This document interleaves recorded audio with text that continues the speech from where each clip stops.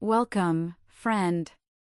When you dive into the deep pool of understanding your brain, well, it is overwhelming though. However, I have tried my best to connect brain parts and memory. Localization of function is the theory that specific parts of the brain are responsible for specific behaviors or cognitive processes. You would see that we are throwing light on the four parts of the brain which are connected with psychology, that is understanding brain, memory, and behavior.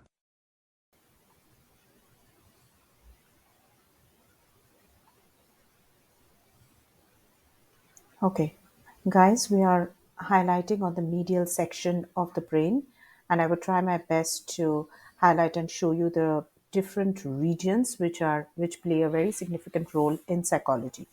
So, as you know, in cerebral cortex, we have the four lobes: occipital, parietal, frontal, and temporal. Now, let's see where the occipital lobe is. It's at the back side of the head, okay, and it is responsible for vision and visual processing. When I say visual processing, it interprets light, movement, and color. So obviously, if any damage happens in the occipital region, your vision will be impaired. Coming to the parietal lobe. When we talk about the parietal lobe, parietal stands for perception. Okay, it helps you to perceive the sensory stimulus. It helps in processing the spatial orientation. And when I talk about sensory information, specifically the sensory information which are related to touch, pressure, and pain. Frontal. As what I always tell you, this is the front seat of the office. The office is known by this. Okay, so it, like a CEO, it performs the complex executive function like reasoning, planning, problem solving, and it also manages personality and behavior. Coming to temporal, temporal is very close to the ears, so obviously all the functions related to auditory processing, it is going to perform retrieval of memory, comprehension of language, processing of information based on emotion and language. Now, cerebellum, I always ask you to be focusing on LLUM. LLUM is giving you a clue that it maintains equilibrium, which is motor control and coordination, contributes to language processing and executive functions, okay, especially making cognition making cognition very automatic so that you create less stress on your mind, helps in emotional regulation with limbic system, assists in social cognition involving social interaction and communication. So if there are disorders like autism, uh, schizophrenia, or ADHD, you might see changes in this structure. This was cerebellum. Guys, next comes the cingulate gyrus. Well, I call it as the empathy zone. You know, it is involved in emotional processing, in showing empathy and pro-social behavior. Well, it helps in resolution of conflict, in error detection and planning and prioritizing tasks amongst the executive functions. So when you are planning and you are forming your decision making, the tasks which are which require a lot of attention to detect errors, or probably which require a planning to prioritize your task, that is what this particular region regulates. And it also regulates the pain perception, okay, along with autonomic functions, involuntary functions. Now, dysfunction of this particular zone is connected with anxiety disorder, with OCD, obsessive compulsive disorder, and schizophrenia. Now, next comes the corpus callosum. Corpus callosum is kind of a, it's a bridge, right? It's the bridge between the two hemispheres, the left and right hemispheres. So it bridges and integrates the sensory information, cognitive processes like thinking, attention, coordinating motor skills. And when it coordinates motor skills, the skill based movements which starts in one hemisphere, the actions are demonstrated in the opposite side of the body. So if the motor skill function starts in the left hemisphere, then the outcome of the action will be manifested in the right side of your body. Now, coming to fornix. Fornix is a C-shaped nerve fiber, bundle of fibers, in fact, which act as an output track of hippocampus. Okay, it is part of the limbic system, of course, responsible for emotion, memory, and autonomic nervous system. Hypothalamus. Well, it's again part of the limbic system and regulates growth, metabolism, sex hormones, mood, stress response system. The stress response system is controlled by HPA, which is called hypothalamic pituitary adrenal axis, and it also regulates your appetite and weight. Coming to thalamus. Thalamus is again a part of the limbic system responsible for stimulus relay. It is not going to relay all the stimuli, so it's going to relay visual, auditory, tactile, gustatory, but not olfactory. Okay, helps in cognitive processing, memory, attention regulation of emotions, and sleep wakefulness. When I talk about sleep wakefulness, the immediate next part which I talk of is pineal gland, which is again an endocrine gland, and it influences the circadian clock of your body by producing melatonin, and this melatonin production happens when light is less, low intensity of light is there, which gives you a signal that it is time to sleep. It also, pineal gland also helps in the seasonal variations of mood. Sometimes you will find that you're going to be very zestful in the morning, or very zestful in the summer, whereas monsoon is kind of a drag to your mood. You will feel sullen, sulky. So all that is controlled by the pineal gland. Next comes the optic nerve. The optic nerve is essential for perceiving visual information and emotions related to visual information. Okay, it also identifies and interprets certain visual clues like body language, facial expression, and so on. Now, when we talk about pituitary gland, I don't have to talk much about it because it is the master gland. It's going to regulate all the hormone functions. So anything which is related to endocrine system like stress response, through the through regulating the level of cortisol, regulating growth, reproductive hormones like FSH and L8, thyroid stimulating hormone, which manages your metabolism, mood, everything is going to be controlled by the master gland or the pituitary gland. Finally, coming to the last part, which is the midbrain or the mid part of the brain stem.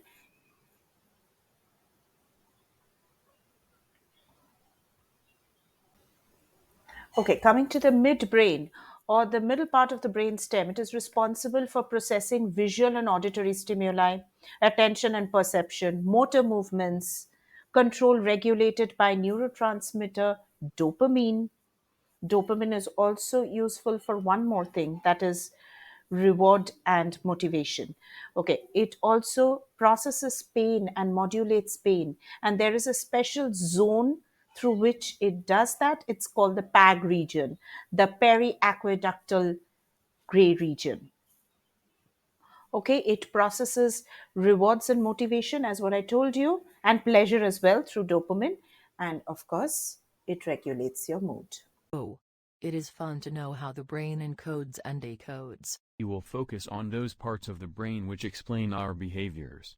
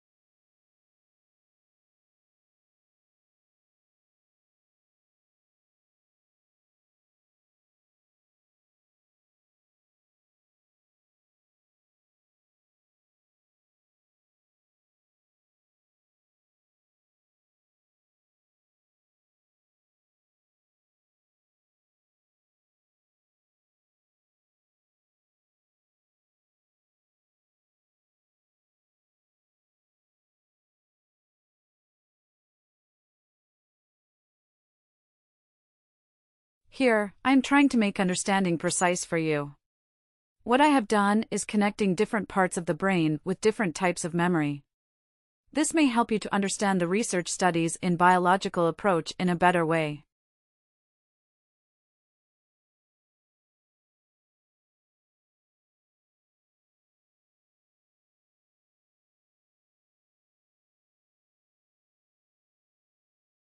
Frontal lobe is responsible for attention, inhibition, and updating information in WTM. Parietal lobe is responsible for perceiving info in WTM. Temporal lobe is associated with audio-verbal short-term memory. Hippocampus consolidates STM to LTM. Thalamus acts as a relay center for remembering sensory info as STM. Basal ganglia helps is the simultaneous syncing of other skills momentarily, example motor skills, with procedural memory.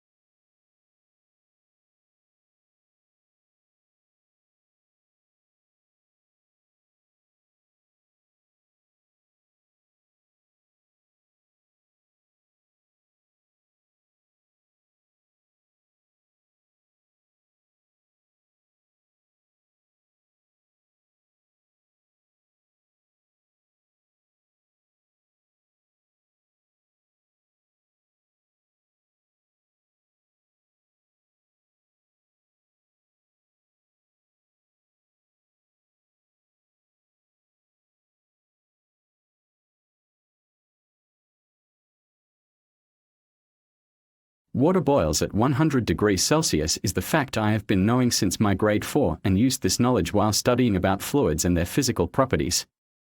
I am recently learning Spanish and can ask you how you are. It is como estás. Miss Amy, my kindergarten teacher, is my favorite. I could never forget her. She was so responsive to all of us in our own way. I am in grade 8 now and try to find her presence in my daily classroom life. I am in touch with her and seek her suggestions as a guide. My friends, do you know the last weekend surprise as a birthday gift from my mom and dad? It is my pup, Ally. I am so happy, feels like reached cloud 9. Broca's area and Wernicke's area are primarily associated with language processing and are not directly responsible for the formation or storage of semantic or episodic memories, whether old or new. Broca's area, this brain region, typically located in the left frontal lobe, is involved in the production of language, particularly the production of speech. Damage to Broca's area can result in expressive language deficits, where individuals have difficulty forming grammatically correct sentences and articulating speech. Wernicke's area is typically located in the left temporal lobe, and it is associated with the comprehension of language. Damage to Wernicke's area can lead to receptive language deficits, where individuals have difficulty understanding spoken or written language. Semantic and episodic memory formation and storage involve a broader network of brain regions, including the hippocampus and various regions of the cerebral cortex. These regions play a crucial role in encoding, consolidating, and retrieving both semantic and episodic memories.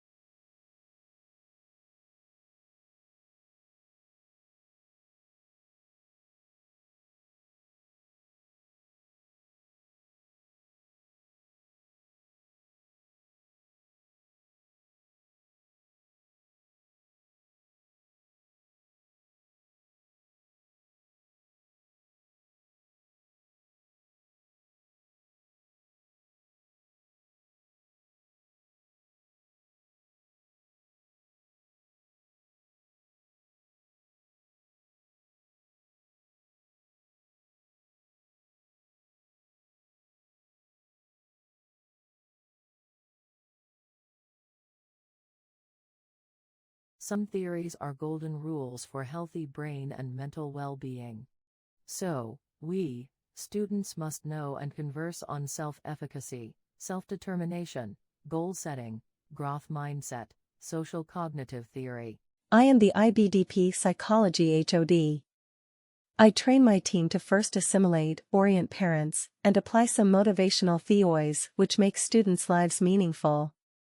The theories are Maslow's hierarchy of needs, which may help children and us to balance our needs and set our aims. Attribution and incentive theories are a must to pep up students. Interest-based learning theory is a must-know for adults so that they can identify and channelize each student's passion and interest. Social support, autonomy and choice, and the theory of self-regulation is the foundation before mentors take up learner-centric approach promoting student advocacy.